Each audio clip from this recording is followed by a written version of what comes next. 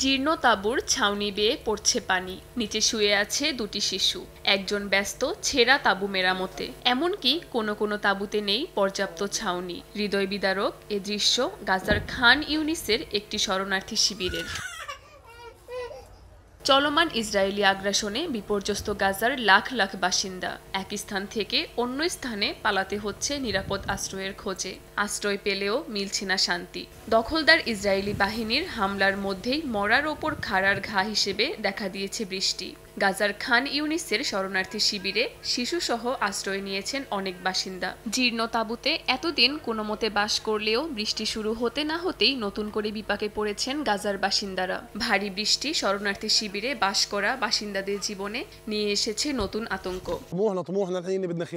আমরা 1 বছর ধরে যুদ্ধের মধ্যে আছি। আমরা বলি আল্লাহ আমাদেরকে সাহায্য করুক, কিন্তু এখন বৃষ্টির মধ্যে আমরা খুব ভোগান্তির মধ্যে আছি। বৃষ্টির পানি প্রবেশ করলেও এই স্থানটিতে ঘুমাতে হয় 7 জন মানুষকে।